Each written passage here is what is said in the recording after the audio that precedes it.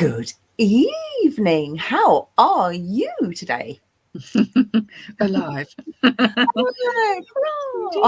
Indeed, we're here. Yes. Hooray. A little late. Apologies, but there you go. Yeah. Life does that As sometimes. they say, always late, worth the wait. Mm. Yeah, I'm trying to embrace that because I'm always late. Yeah, you certainly are, madam. Yes. Yes, I know. I'm paid for it, really, aren't I? But yeah, there we go. Oh dear. So, how's your week been? A bit fraught, I believe. Oh, hi, Redwing. Hello, Edward. Today. It's been an interesting one. There's something about this time of year when everybody's ill and everybody needs help, and you end up organising the world, and that's what I've been doing. But something always has to give, doesn't it? Yeah, and things are starting to slip now. I can't even speak, so I haven't had a drink in about 3 hours. I mean, like water, not. Yeah, exactly. Oh man. Yeah, well, I know that feeling. Yes, I actually have one. It was rather strong, but fortunately, I found some more tonic to go with it, so it's not quite so face contorting as it was, because it was a bit powerful stuff, gin. It's blooming nice, though. I have to say. Cheers, everybody. Everyone thinks I'm a raving alcoholic, I think. I actually only drink once a week. Just on a Wednesday. Just on a Wednesday. A drink. Yeah, exactly. Wednesday drinks. And why not? So last week we were doing some healing, weren't we, for a friend of yours? And I believe she's out of hospital. Is that right? She is. She was out of intensive care onto a ward, and then I brought her home on Sunday.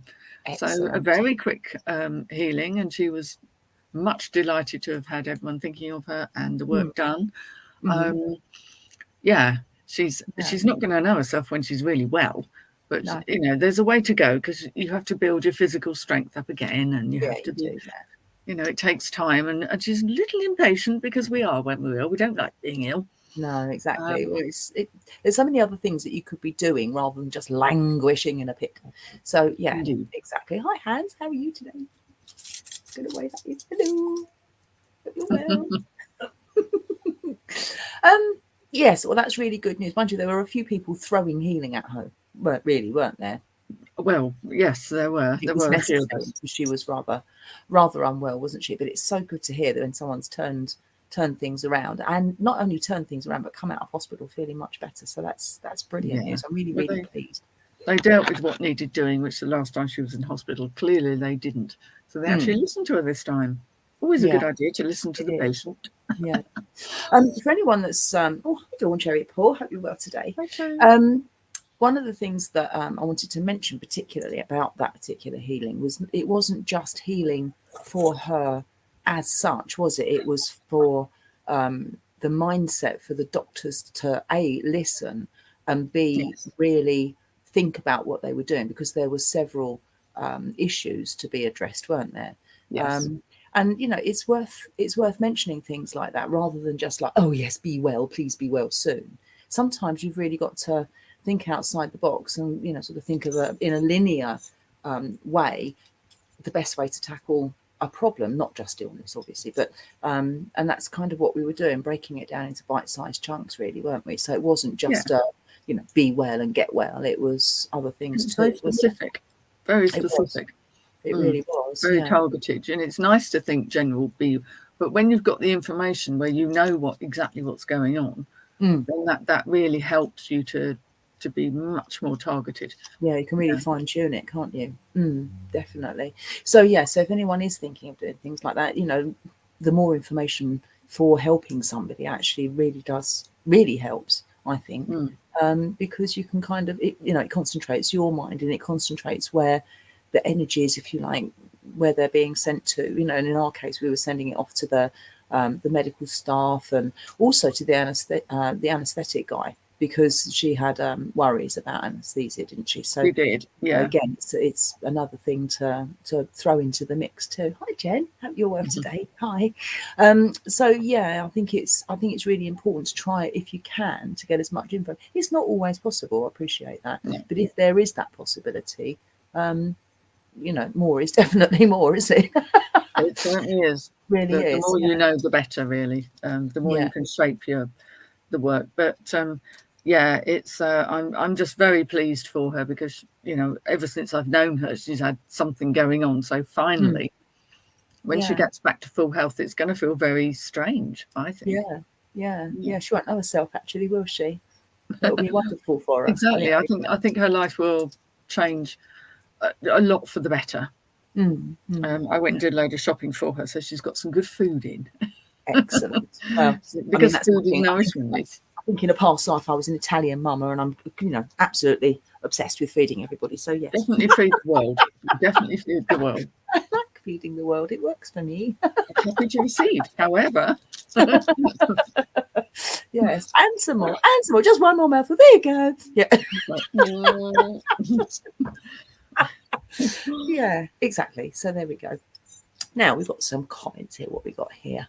Yes, absolutely brilliant news about the healing. Most definitely. And it's just so nice that it was so quick. Sort of 1 minute in intensive care, basically, and the next minute, well and truly on the road to recovery. So, yeah, definitely. We have a man in the room.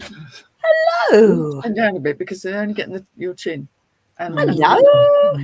There we are. Hello. How are you today? Are you well? Very well, and yourself? Yeah, fit as a flea. Thank you. Twice as irritating. This is my Nigel, and this is the audience we have. Is that it? Well, no, the rest. Oh, sorry. Yeah. People do watch who don't necessarily chat as well. So yes, exactly. And hello to you, those people too, the lurkers amongst you. The lurkers. Can't beat a bit of a lurk. Well, yeah. Can't leave that. Did he come supplying G&T? And if not, why not? That's no, I've got to. Nige. He's got a bit of business to sort first. And then G&T time. Well, fair enough. I'll send you a virtual one. Oh, thanks. Virtual G&T. Oh, that sounds good. On a tray, please. Slice and ice. Yes. Slice and an ice. Ice and a slice, I think, is where we were going. How much have you had already? I don't know. Rather a lot. Yeah. Enough. Enough. Oh, dear. Slurry worms. Yes. Slurry worms. Indeed. A slurry. Good stuff. So, a flurry and a slurry. Anyway, what was I talking about? Oh, yes. So I mentioned in a past life, I think I might have been an Italian mum, and I said that in jest, but leads on nicely to what I've been up to this week, which is having a past life regression. Dun, dun, dun. It was all rather, actually, it was incredibly interesting. It's one of those things that I've wanted to do. God, for donkey's years, 30, 40 years, I've wanted to have a past life regression. And yes, finally, I've had one. And I thoroughly enjoyed it. And it kind of sprung from a need where I had... we had a fire incident, didn't we, a couple of weeks ago? Yes. And I've had a bit of I've always had this kind of, it's not about having a fascination with fire, but it's always that I've had these, what I felt were memories of fire. And it was kind of wanting to get to the bottom of that, actually. So yeah, I went and had a past life regression with somebody that I trust. And I think actually that's important. If you're thinking about having that, find somebody that you preferably know and can trust to do it. I think any old Tom, Dick and Harry, if you don't know them, don't know that it would necessarily work as well. I'm only speaking from, personal thoughts, but trust needs to be there. When I was a hypnotherapist, I'd do it occasionally, but I would only actually ever do it with people who were very settled in themselves in this life. Because it really isn't something to mess with. It is something that is quite advanced, deep in the work, and it can bring up a lot of traumatic stuff. So it can be quite tricky. But, but it was absolutely fascinating. It really was. And actually, I discovered 3 past lives. The least interesting of all was that I was an Eskimo at some point. Sorry, Indigenous person. But yeah, in a snowy landscape. That was really interesting. Didn't get a huge amount from that, but it was an interesting insight. And it's like, well, okay, that's different. I was an Eskimo man. I need a better word than Eskimo. Inuit, I think is the Inuit. word. Thank you very much. So yes, and it was really interesting. There was really nothing, nothing dramatic about it. It was just this guy, I had disappeared off out into the snow and kind of got a bit lost, and then passed away in that situation. I was kind of like, middle-aged, similar sort of age to how I am now, and it was, as I say, very non-dramatic, but it was interesting. So that was one of the past lives that came up. Another one that came up, I was quite a young boy, about the age of 12, and lived in a hot country. And I think I was a part of a tribe of some sort. And fire was involved, not to do with my death, but fire was involved. And I found that really interesting. And I could kind of like see my hands and see my feet and that kind of stuff, and sort of like see where I lived. And there was, other tribe members around and so on. So that was really, really interesting. But the most interesting one of all, and I want to quantify this before I say anything, and that's that for pretty much the whole time that I've talked about witchcraft, which is about 100 years now, I've always said that, I didn't feel that I had a connection with Scotland. Much as I enjoy Scotland, I've been to Scotland and I really enjoyed it and so on, but I always felt that I had no connection to Scotland at all. I always felt that I was very much of, sort of Britain, really. But what was really interesting was that what came up was that I'd been a Scottish witch back in the late 1600s, and had been tried for witchcraft. And actually it brought up other things as well. And she was burned. She was actually killed before she was burned, and so she wasn't burned at the stake as such. So she was executed beforehand. But what was absolutely fascinating was that I came up with a name, and with some poking about, there she was. Absolutely amazing. Absolutely amazing. It really was. And she lived in Galloway in Scotland. And she was quite an old lady by the time she'd been executed. And I think she'd been dabbling about with stuff for quite some time, according to the accounts. I think she was very much, doing it. I don't think there was any question that she wasn't actually. But the funny thing is, well, ironic thing I should say, is that when push came to shove, the final accusation appeared to be non-witchcraft related, funnily enough. And what's really interesting about that is that she was accused of killing a horse, a landowner's horse. I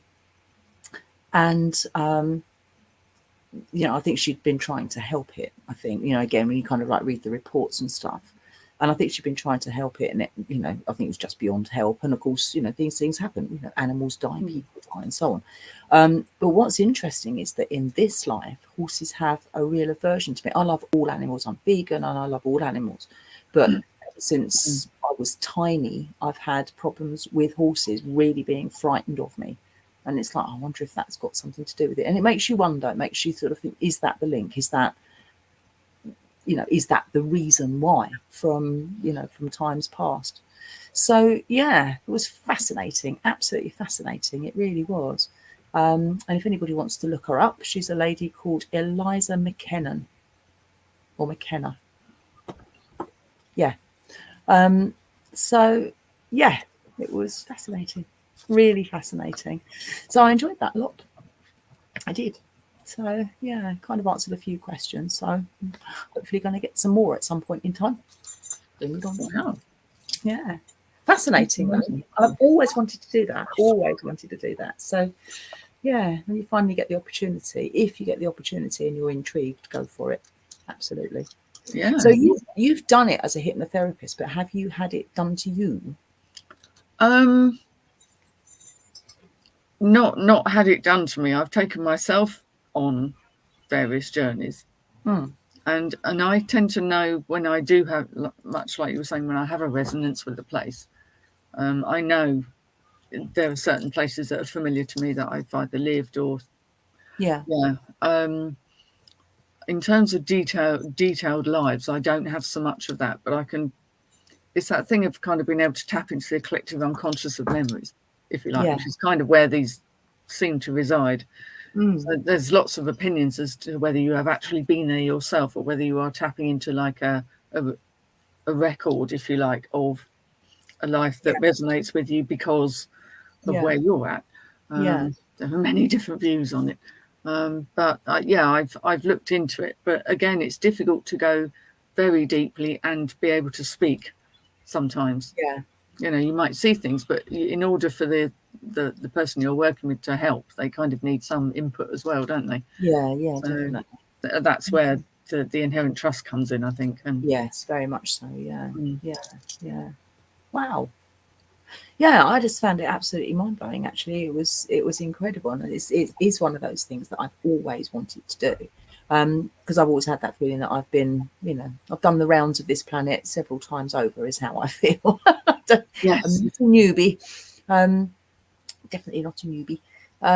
So yeah, and it was just sort of interesting, just from just one session, and to get those things, and it was so clear as anything. It really was, and I'm sort of, nobody. I wasn't expecting to come back as being anybody, anyone special or all the rest of it, but nevertheless, it was really quite clear. And to get names as well. And as I say, when, doing a bit of poking about, and bosh, there she was. It was like, wow. that really is unusual. Yeah, I've never heard of her. Find it. Never heard of her before. I really hadn't. And, there she was.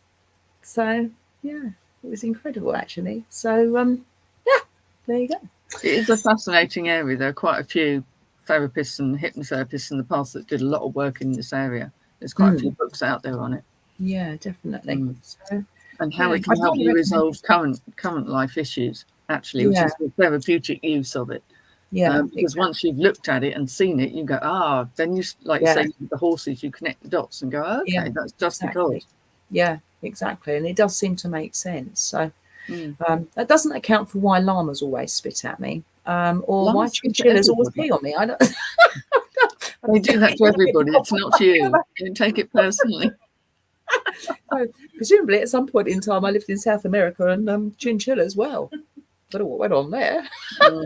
Probably food. You'd think they eat everything, don't they? I don't know. They just pee on me. I don't quite sure what's going on there. But llamas are famous for the spit thing. That's just what they do. They absolutely, just like instantly. And camels, llamas and camels. Alpacas are much more friendly. They're lovely. Yeah, they are cuddly, sweet, aren't they? Yeah, very cuddly. I'm not sure they're that keen either, to be fair. It's that sort of shaped animal. Just by the animal shape. Doesn't like your dog. A leg at each corner. You're right with cats. Right. Yeah, they're not kind of cornerish, are they? But yeah. Not in the same way, no. Slightly more roundy. Talking of which, we've got a new puppy in the family who's absolutely gorgeous. He's all squishy. I was puppy sitting this afternoon, and he was thoroughly impressed to see me, I must admit. Even chewed me toes, which he's not allowed to do, I might add. Which I've got plenty of them, isn't it? Yeah. So yeah. What kind of pup are we talking about? Something small? Something small. He actually reminds me, Tom and Jerry, you've got Spike the bulldog. Yeah. Who's like really big at the top and got a tiny, really bottom. He's like that. But he's a French bulldog. So, Frenchies.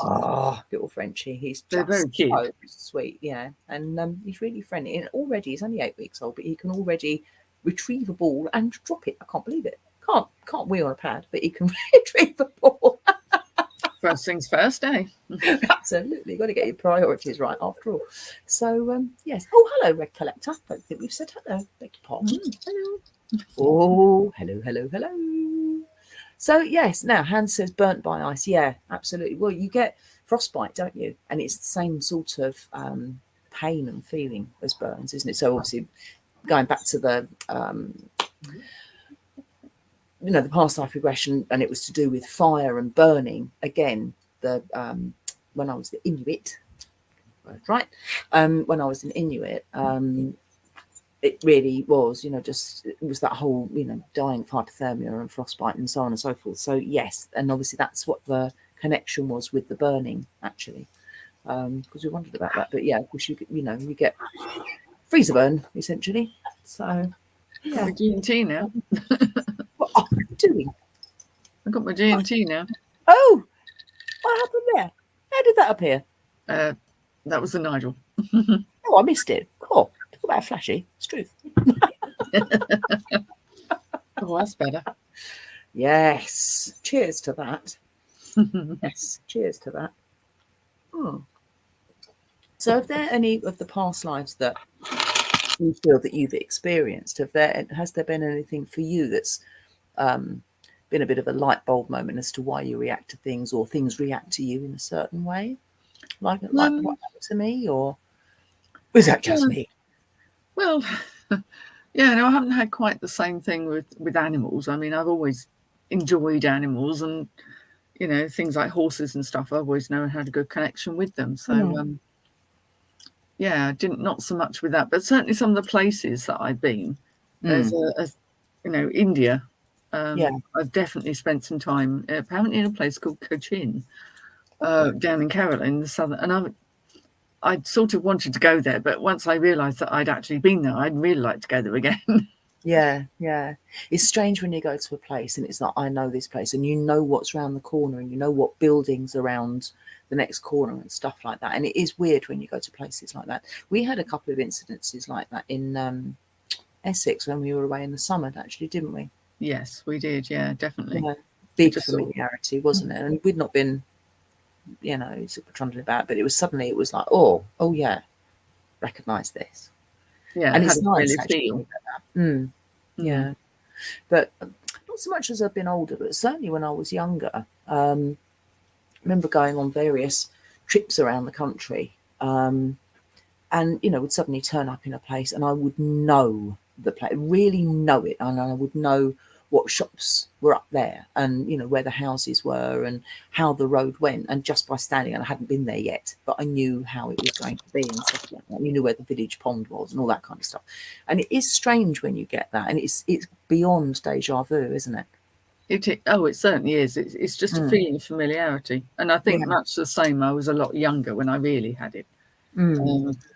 I have had it. I went to America many, many years ago, back at the back end of the last century, which makes me sound terribly old.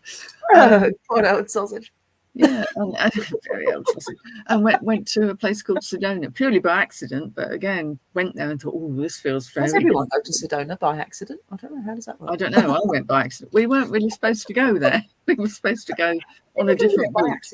Well, it was a road trip, and there was no real planning. So yeah, and the road happened to go there. Whoa, who knew? Yeah, okay. It was accidental. It was a wonderful place. But you had that familiarity there. Certainly, with the feel of it anyway. Yeah. Yes, it's bizarre, isn't it? Oh, hello, Tyler. Hope you're well today. Hello. Big wave to you. Don't think we've met, but hello. So yeah, it is. I think it's fascinating though, and you just know that it's not just that you've been there before, but it's that deep knowing, isn't it? That recognition, and you just sort of think, yeah, this was this and this was that, and everything falls into place. And I love it, actually. I think it's fascinating. Yeah, I do. Yeah, and also to go somewhere, feel that you know it, but because whenever you were last there was a completely different time, it actually is very different. That's right. Weird too. That is weird. Yeah, definitely. You kind of walk down, I know this bit, you turn and come like, what's going on? Where's that gone? And you know that there's something that's changed, but you can't quite pinpoint it because you haven't actually been there. That's odd. It is odd. Yeah, I've certainly had that. Yeah. Yeah, very true. So when you were doing past life regression for other people, was there, because obviously being a hypnotherapist, I'm guessing that there must have been quite big differences between the sessions of hypnotherapy and the sessions of past life regression. Is there something that is tangible that's different about it, or is it so similar that it's just a slant from one thing to the other? Well, I mean, the key process is getting into a deep enough place where you can access the stuff. So you might have done it differently the way you would do it with hypnosis techniques is literally taking someone down. You get as deep as you can get them. Yeah. And then what you would normally do is it ends up being a bit like you kind of need some feedback for them, so you can say, you know, where are you? What's on your feet? That's usually the easiest question, because it kind of makes them look down rather than, and then you sort of build from there and say, what can you see? You're just trying to, you're not trying to plant anything, because that's the last thing you want to do, but you're just trying to open them to the possibility there might be something to see. Not everybody, you know, I'd work with people sometimes and not very much would come, and that's also fine. And other times there will be a lot of information, or what would tend to happen is, because you're working in a therapeutic situations, you know, you get the stuff come up, emotions, and usually something that wasn't terribly pleasant.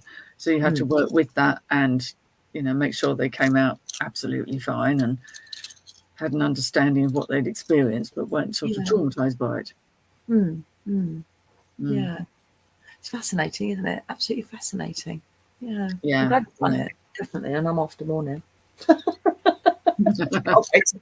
can't even remember exactly how I did it, because I haven't done hypnotherapy for, I'd say, more than 10 years now. And I did very few.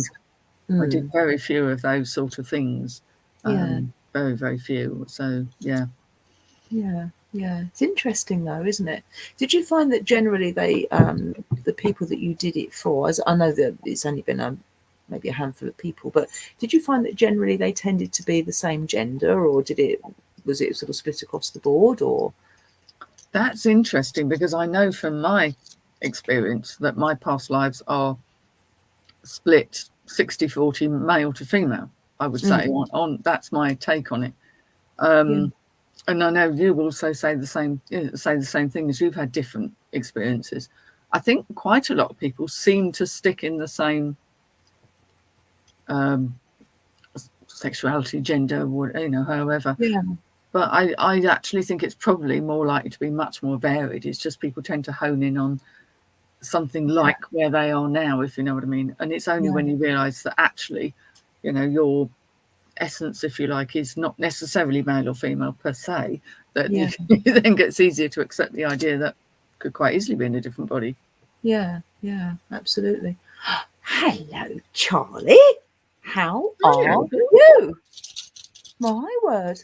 Hello, lovely. Well, brilliant news. That's nice. Oh, I'm really chuffed. Hello.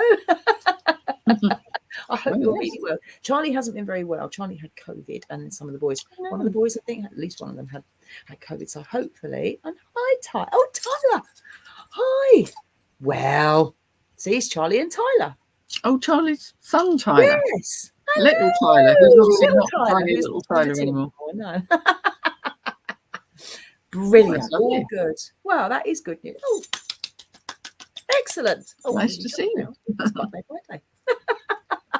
Excellent. Oh, that's really made my day. Hello. Now, what we got here? Hans says, the healing pool for all involved in that past lifetime is so important to also help with this lifetime, but also it heals the bigger picture overall, if that makes any sense. Yeah, absolutely. Because if you can deal with something, I mean, it seems to stand to reason, really, doesn't it? If you can heal something from before, then you can heal it for your current life, and then that's then not going to go forward for future lifetimes. Don't that make sense, doesn't it? And I think that's why people gain so much from these. It's you're you know, you could have lived thousands of times, but the life, you know, the regression you're going to do is going to be to something that is relevant to you and your situation now, and that can be resolved and moved forward. So actually, when I was taken this week, that's exactly what the premise was, because I was having a bit of a trauma with fire. You know, it was okay, let's deal with things that, you know, fire might have had a big impact, or, you know, burning might have had a big impact with you, you know, sort of previously. So so hence the 3 that I got. You know, one actually ended up not being by fire. It was burning, but not by fire. Obviously it was ice, but Yeah, as I say, and then the other two things. So when I was the young lad, in a tribe, actually I was put on a funeral part after death. So yeah, but then, at the end of the day, people are cremated day in and day out these days. But of course, then it was more the exception to the rule, wasn't it? So generally, it seems. So yeah, fascinating though, absolutely fascinating. I'm really blown away that Charlie and Tyler are in. Really, I'm so chuffed. Hello. So yeah, cool. I'm completely thrown now. I need a swift drinky. That's what I need. Yeah. Oh dear. So, Mrs., you finally got yourself drumming on Monday. I finally went drumming, and it was glorious and lovely, and it was nice to be back. Yeah. Did you find it as therapeutic as you used to? Oh yeah, absolutely. Yeah, because you seem to get back into that headspace really, really quickly.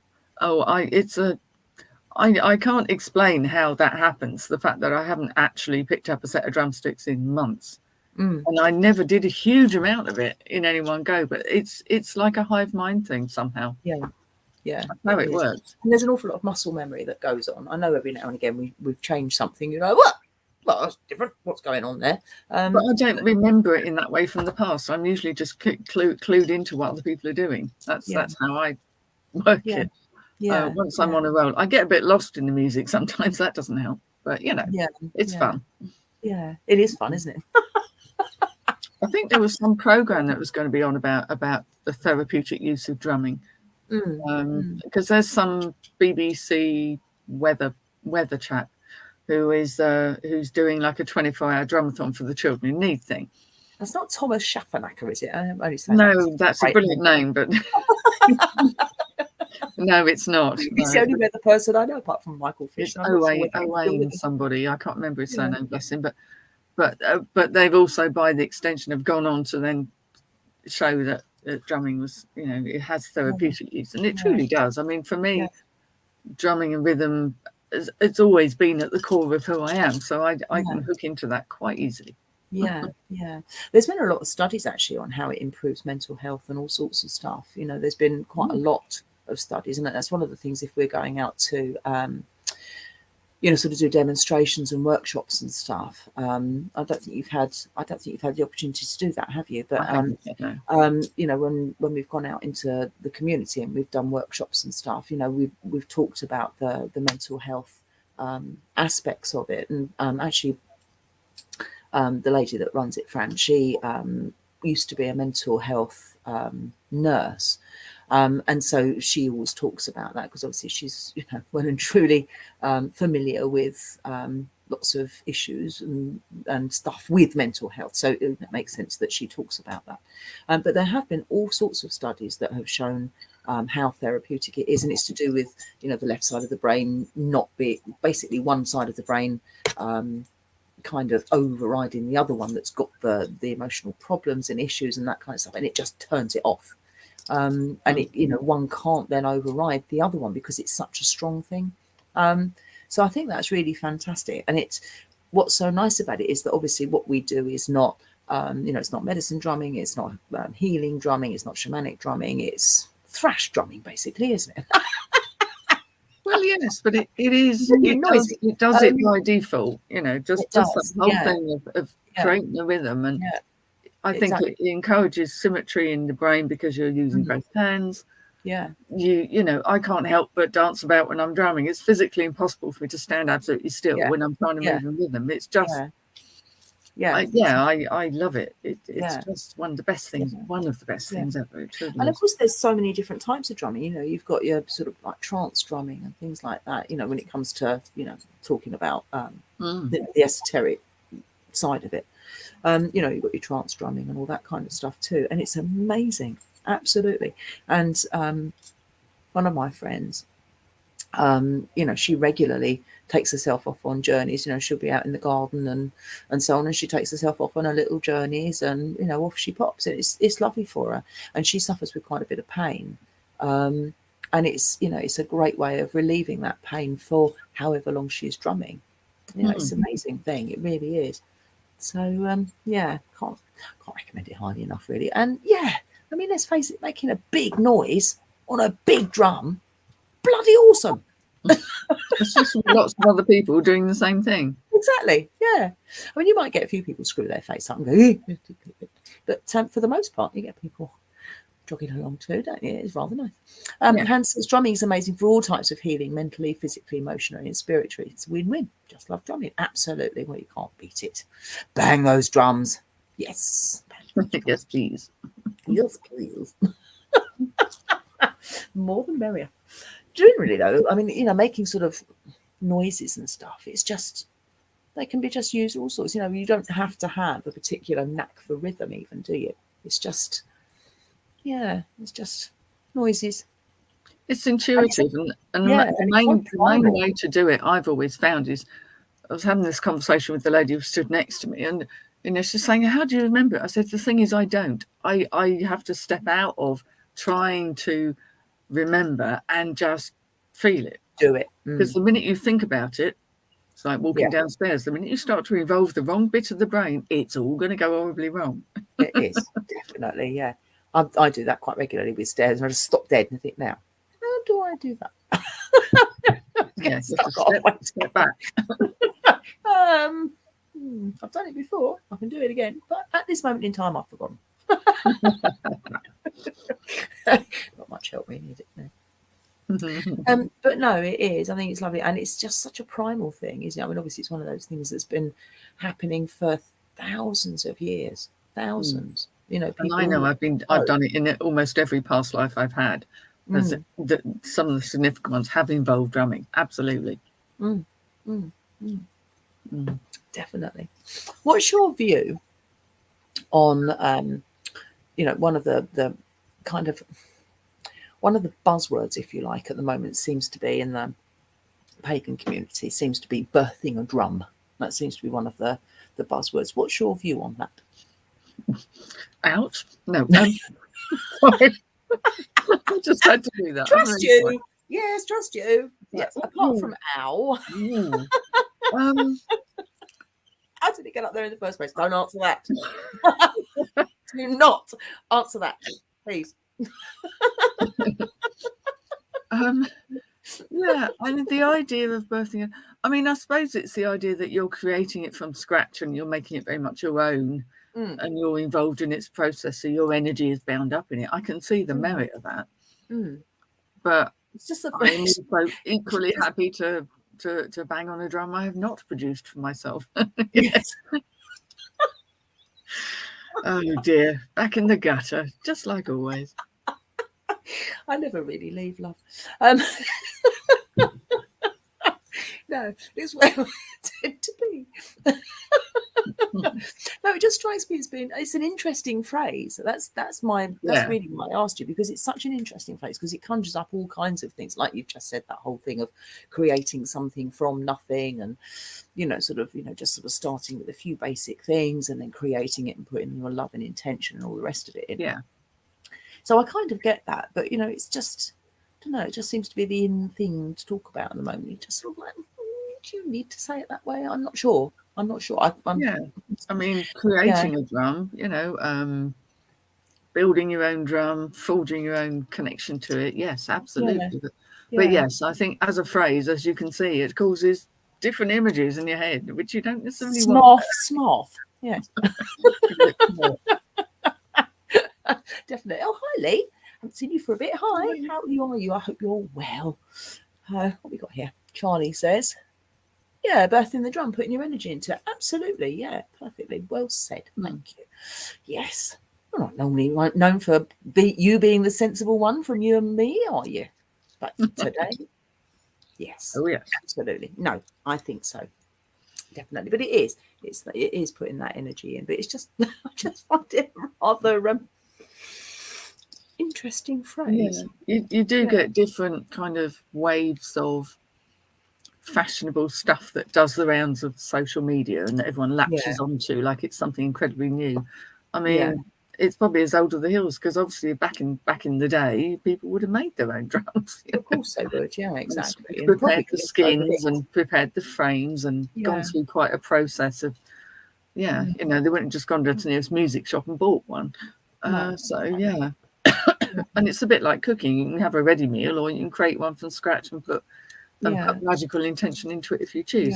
It's a long goes. Again, I think that's the whole thing, isn't it? It's not just about creating or making one. It's that whole thing of making it and having a spiritual connection with it. So maybe doing rituals while you're doing it with the skin of the animal and honouring the skin of the animal and all that kind of stuff. So, I kind of get it, but it was just interested to see what your take on it was, really. So, definitely. Yeah. No, interesting stuff. I'm hoping actually that I'll be able to rebirth my drum, for want of a better phrase, because my beloved drum that everyone takes the mickey out of, which is really sad. Actually, it upsets me quite a bit. It's so pretty, but it's lovely, and it used to sound so amazing, didn't it? And it became rather unwell, and then it warped, and then that was the end of that. But the frame's just beyond repair. So what I'm going to do actually is dismantle it and put it on a round frame rather than the, I think it's octagonal, the frame that I've got now. It's got lots of angles, which was part of the problem because it all kind of came apart. But if you either put it on a round one or got it put on a round one, I think it would be infinitely better. Yeah. So a friend of mine, she does, sort of drum workshops and that kind of stuff. And she's been talking about doing another one. And I thought, well, I've got all the bits and pieces. And despite the fact that I'm vegan, the last thing I want to do is to just, discard a perfectly usable skin that some animals donated in the first place. So it's all about honouring what I've got and respecting it. Absolutely. So, so what I'm hoping to do is literally just dismantle the whole thing and get a new round frame that's not going to cause me grief with all its angles. And recreate it, because it is a thing that I've had for many years and I love, but it's just beyond it's beyond repair as it is now, and it's a shame because it's got the most beautiful tone to it, and I can get 6 notes out of it in one go. It's incredible, absolutely incredible. But but it does need to be rebuilding. It does need rebuilding. So so that'll be one of the next things on the agenda. But I'm hoping to do that actually while it's still, the dark part of the year, because I think that's an appropriate time. It seems to me an appropriate time to do something like that. I don't quite know why. I can't quite explain it actually, but that's how I feel about it, that it should be done in the dark part of the year. I don't know why. What are your thoughts on that? It does seem right, because it's the sort of thing that, again, in times past, people would have been making things, crafting things, and doing it because it was dark and they had to be indoors. So it does seem right. It does seem right, doesn't it? Yeah. Yeah. So so that's what I'm planning on doing. So hopefully that will be sooner rather than later. I shall have a nice new shiny drum. Are you going to make a frame for it, or are you going to buy a frame? No, I think I might buy one. I think it's making a round frame's probably beyond me, because it has to be perfectly round. Much as I like crumbly crap with my jigsaw and chainsaw, I don't think I've got the capability, to be honest. No, it's quite difficult to do, and you want it to be properly round, or it won't sound stretch evenly. Yeah, exactly. Yeah. But so that's one of my plans. But and then I have to see if I can make holes in it. I seem to get through an awful lot of drums. You can dash them hard. I mean, on the on our drumming drums. Oh yeah. Went straight through it, didn't you? I know, yeah, I know, straight through, and that's with all tapes and stuff all over it too. And it's about every 10 weeks I get through a new one. But you've got metal drumsticks. I think that might have something to do with it. They're quite harsh, and they're really heavy too. So I think I need to get some new tips. Oh, here we go. Oh, steady on. Yeah, definitely. Mm. Now who's in the gutter? That'd be you. That'll be me. God, I thought it was me on the strong gin. Apparently it's you too. No, not very strong. I don't like mine strong. Not too strong. This is. It's nice though. Jolly good. Very nice. I don't think I'll need many. Jolly good sleep. Oh dear. Yes. So what have you got coming up? Anything coming up that's magical in the next couple of weeks? Trying to think. I have so many of the practical, mundane things to do. That it doesn't mean the magical stuff won't happen, but it just doesn't mean scheduled in, to be honest. No, It's all a bit chaotic. But yes, I'm hoping to do some work next week. We're hoping to do some outside work next week, without going into details, obviously. But we're hoping to do some outside magical work next week, aren't we? So that'll be really nice. And it's something that we've not had the opportunity to do for a few weeks, is it? So that'll be really nice, actually, being able to do that. So yeah, that'll be good. Yes, it'd be nice to work there. We just need to not have the weather be too horrific. And no, although to be honest with you, it's got such dense woodland coverage there. Where we're going, it's got really dense woodland coverage, hasn't it? So even if it is raining relatively hard, you're not particularly affected by it, which is quite nice. Yeah, it's nice to be out in nature doing some magical stuff, isn't it? It's that connection with the connection almost, isn't it? It's like a double connection. It's lovely. So I'm looking forward to that. I think that'd be good. So yeah, looking forward to that. Yeah, dust off me trusty wand. So I might even make some new ones, actually. That might be quite nice. I've got some really nice twisted lavender that I need to deal with, actually. And it's just been sitting in one of my jars at home, drying. And I've had it drying for the last year or so. But it's got to the point now where it's as dry as it's going to be. And now it's sort of suitable to carve it and do what I need to do with it. So yeah, so that might be quite nice. Again, it's all that kind of thing of just sort of creating. I love creating and making stuff this time of year. I really do, and it's nice to really just sort of sit down and sort of enjoy the dark time and just sort of be a bit more introverted and just take it, just do your thing, really, isn't it? I like doing that. Just because you can really connect and really kind of meditate while you're doing things like that, can't you? And you just get lost in what you're doing. Exactly. I that's why I start trying sort of rebelling against all the things I have to do, the silly things I have to, the mundane stuff I have to do, because I just want to do that drawing in and the world's not let me at the moment very much. Yeah, exactly. Yeah, when the world gets in the way and life gets in the way, it can be really frustrating, can't you? And then the frustration makes things seem to take twice as long as they need to take because I don't know why, but it's just yeah, it does somehow, doesn't it? It just seems to take longer, and I don't know whether it is actually longer or whether it seems like an age because you don't really want to be doing it. I'm not sure. I think so. It's things that need to be done, but it's that you literally go out with a list. You think, hang on a minute, where do I fit into this? Exactly. Also, as well, I think there's when it's so dark, you try and do more stuff in the daylight hours, and there's less daylight hours, so you're trying to do more in a short space of time. And I think it's that gives the overwhelm. Yeah, possibly. Yeah, it's because you actually really at this time of year you kind of almost want to be in and staying in more, not out or rushing around in the dark. Yeah. I'm going out next week. Yeah. Ooh. Are you? I've been out for ages. Yeah, I'm going to a concert. Oh, of course, yes. Jealous. Yes. Oh, I can't wait. I'm really excited. I hope it's as amazing as it should be. Oh, it should be. I've waited 40 years to go and see this band, so it better bloody be brilliant. That's all I'm saying. And after a 40-year wait, if it's not tip-top, I shall want a refund, I'll tell you. You'll be writing to Mark.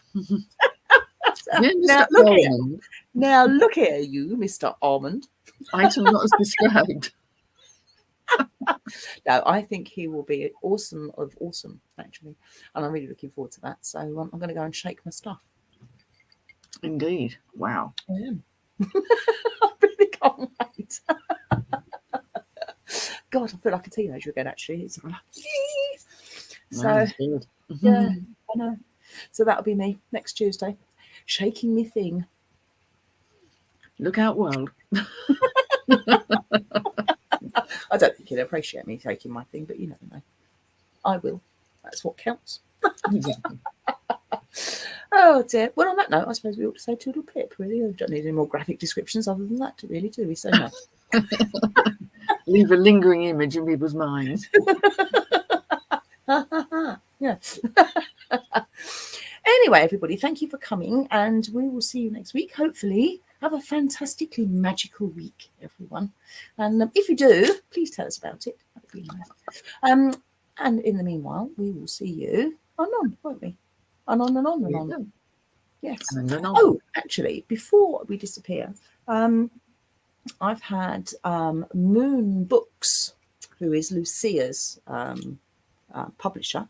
I've had contact with them, and I have been asked if I would like to have Rachel Patterson on here. Which is really exciting, and obviously Lucia at any point in time that Lucia would like to come back.